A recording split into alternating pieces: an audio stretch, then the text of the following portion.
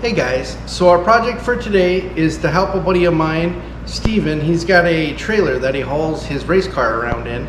He's into racing and this is his trailer to haul his cars around. And we need to go do some welding on it because the hitch is starting to tear loose. And then I want to show you guys his cool shop that he builds his race cars on and does all of his bodywork and stuff in. Yeah, it's pretty cool. Alright, so that's the plan. We'll go get it done.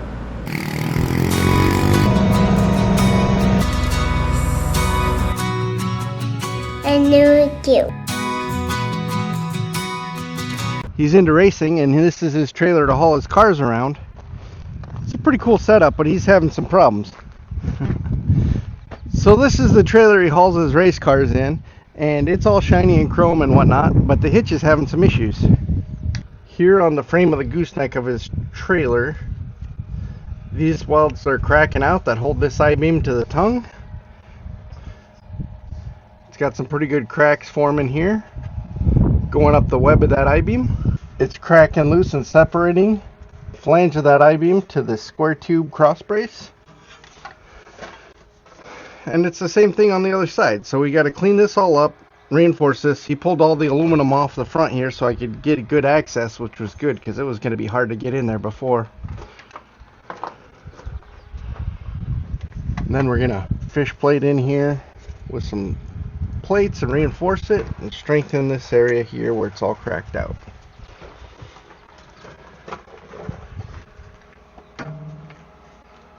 Fix the cracks.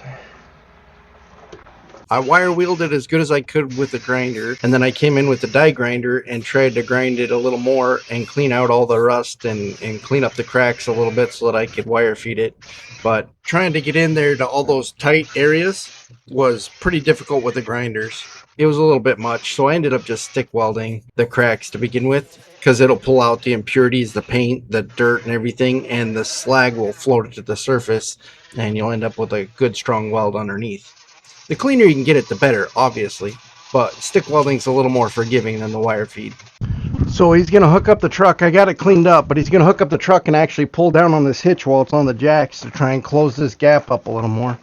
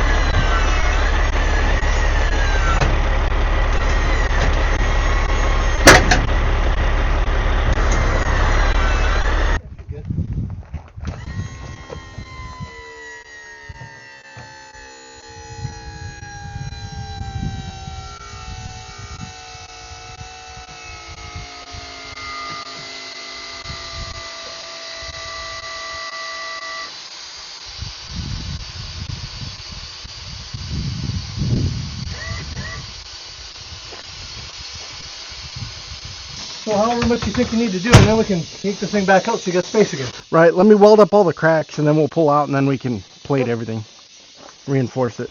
How close are you guys to harvest? Sprayed some peas yesterday. I'm supposed to be spraying peas. Work, it gets in the way of hobbies, don't it? Yeah, it does. So I welded these cracks with some 7018, some 332 at about 85 amps and just took my time and gave it a little uphill. Burned out the old cracks and filled in with new metal. So I took and wedged some pieces of aluminum he had from making his race car bodies up in there to try and protect this little foam liner that was on top. It helped kind of. I still melted through in a couple spots. I tried to get in there with a wire wheel and clean that slag off, which is usually a pretty effective way, but that angle of that square tube just wouldn't let the grinder get in close enough. So I just took the corner of a cold chisel and knock the slag off. It's important to get all the slag off and inspect it real good to make sure you don't have any undercut or make sure your weld's nice and tight in good. With stick welding you can think that you're tying in and actually not be, just be looking at the slag. Not too bad for an overhead fill. And then I downhilled the crack in the side there with some 8010 downhill rod. Same thing on the other side, just came through, welded it up, and then knocked the slag off, made sure I tied it in good. Not too bad for some 70/18 uphill. Then a little more 70/18 overhead. Not quite as smooth, but good enough. I had a big hole there I had to fill in the corner of that one. Not that I blew through, it was just missing some metal. So I'm going to make some fish plates out of this 1/4 inch plate and some reinforcing braces out of this 3/8 by 2 inch flat bar. So I went to cut it with the skill saw and the blade was a little dull, so quick blade change later. I've been using these CMT orange blades. You can just buy them on Amazon. I'll put a link in the description if you guys are interested in those. They work super good and you can cut pretty thick steel with them.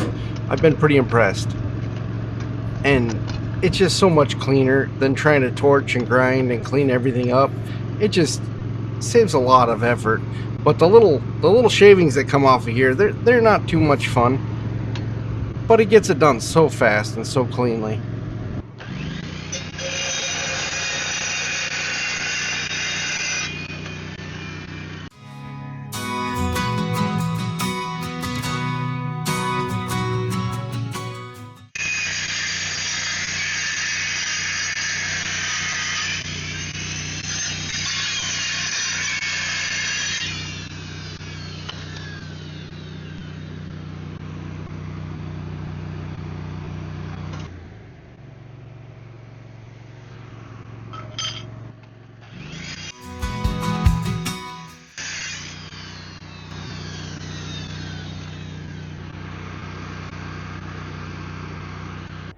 So to wire feed this little guy, I'm going to use this little Miller suitcase I have. This is the only Miller welder I own, is this little suitcase, because Lincoln didn't have one when I bought this one that offered a 10-pound spool, and I got tired of lugging around a big 40-pound spool.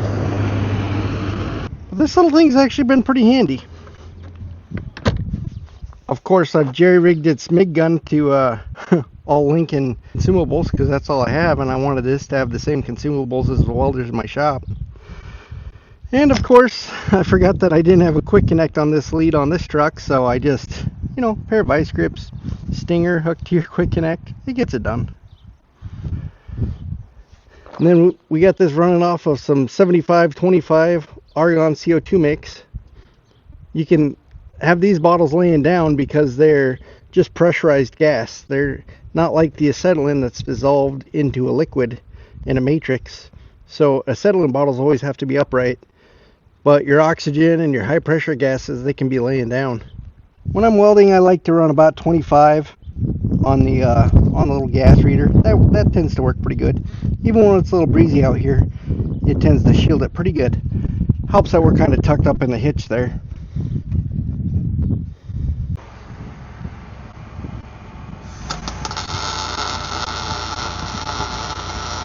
I'm using some 035 wire, some Lincoln L56, and I'm running about 21 and a half volts at 325 inches per minute of wire feed.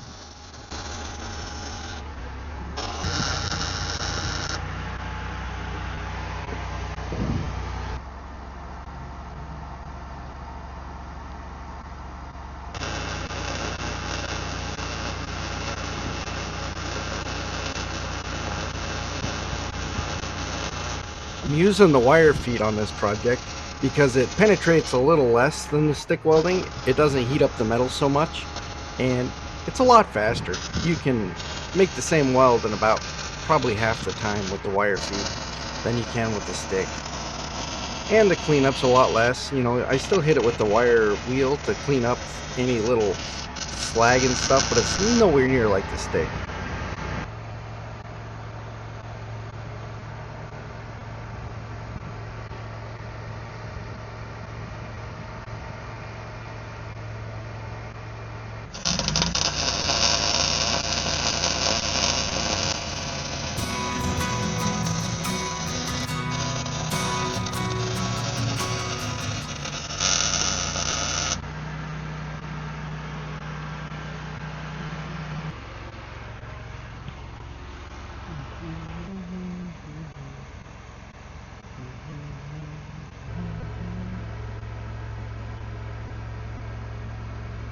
There's some spider cracks that I gotta fix here.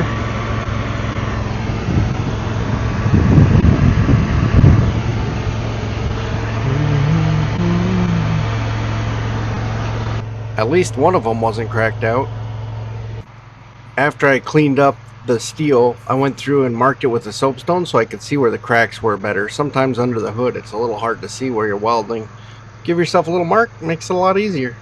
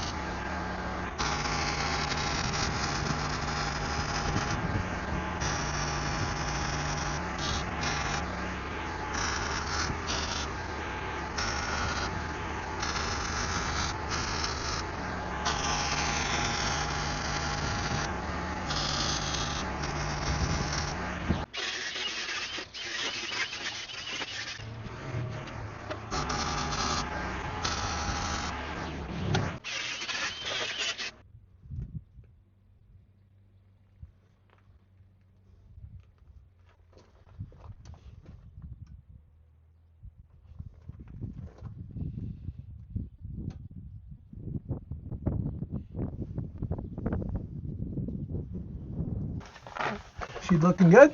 I think so. I reinforced it with that 2 by 3/8 plate there, Yep. so that it's more in line with the web of that I-beam going Yeah. tied to there. I welded that up before that to that. Hopefully I didn't melt the foam too bad. I still melted it a little even with the aluminum heat shields. Yeah, and then I fish plated the outsides. Yep. And then I welded up all the cracks, the little spider cracks that were coming off all these. Perfect. So I think that's it, isn't it? Yeah, I think so. I'm just gonna lay. I'm not gonna fuck with it too much. I'm gonna drag a die grinder through there after I get this done. Yep. And I'll just drop a wire feed bead through there. Yeah. I mean, that's all it 'Cause needs is wire feed. I mean, that's how they built this whole thing, really. Yeah, exactly. I mean, you can get carried away stick welding and building it up, but then you dump so much heat into it, it actually sometimes makes the metal around it a little weaker. No, at least now I can actually go across the railroad tracks and not lose it. Yeah, you might make it to the race in one piece. Like I say, the thing's it's wore out, but I think what our intentions are. I had one found last year, but I didn't know what harvest was going to bring, so I didn't buy it, and then I called the guy when I realized harvest was going to be fine. Yeah, I'm just leaving Chicago. I just dropped it off because the plan was then this turns into a storage. Oh. Because then instead of driving stuff into containers, I can put 3 cars in here. There you go. That'd be cool. Yeah, it's super cheap, aren't they? I paid $45,000 for this trailer in 2008. I've had it for almost 18 seasons. This is the 19th actual season I've used it. I think I've got my money's worth. Yeah. You know. I hear you. Well, I just saved you $1 million because you didn't have to buy a new one. No. No. I told him about an S&S. You gotta look those guys. They build this. Amazing. That's beautiful. Yeah. But there's a reason it's $1 million. Yeah. Trailers have slides for where the tire rack area and everything is. So everything's gotten so fancy these days. Yeah. It's pretty cool. They've actually got some of them have tire prep spaces inside. So when it's really hot outside, you can do your tire prep area in one spot. That'd be cool. Like in the trailer. You mind if I take the camera in and show the guys your cars a little bit? No, go ahead. Cool. Awesome. Well, should be good to go. Yep. We're gonna go chase after some more parts. All right, you guys have fun farming. I'm gonna go build some other stuff. So here's the cars that he puts in the trailer. He's got a stock car here that was a buddy's that he raced in memorial for him passing away. And then here's his modified car. Pretty cool stuff. He was telling me all about it earlier. Pretty neat to see it with the side panel off. You can see all the tubing bent out.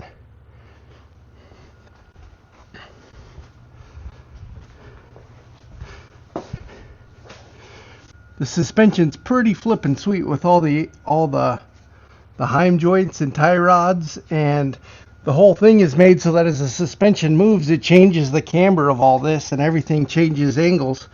Pretty sweet. And it's got this awesome rear diff that you can pop this back cover and do quick change gear swaps. Pretty flippin' sweet. Amazing the technology that goes into one of these. All the lead weights that they have everywhere, trying to get the balance just right. How fancy all the suspension is on these. A lot of tubing. A lot of tubing.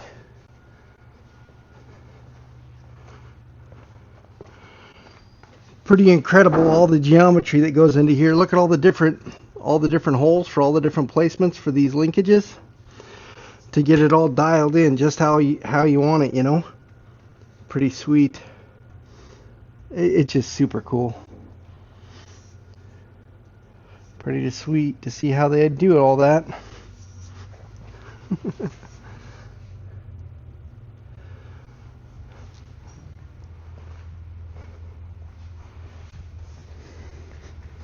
Pretty cool.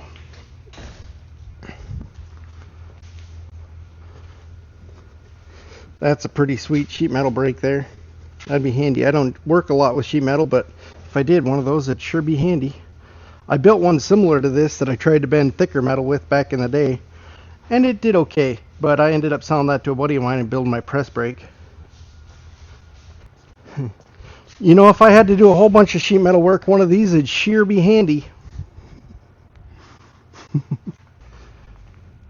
I was admiring his bead roller too. This thing's pretty sweet. It'd be pretty handy to have one of those if you were doing a lot of body work. He's got lots of fun toys. It's got this acts like a 90-degree bender, kind of like a brake, but you can roll different shapes through it and put a 90-degree bend on it. That thing's pretty awesome. Well, that was a pretty fun project, and I'm glad we were able to help him out. Glad he can make it to race day without his hitch falling off his trailer. And, you know, it was pretty cool checking out his shop and seeing his cars, and, you know, always a good time. Well, that's it for this one. Remember, me and Jesus love you. Talk to you later.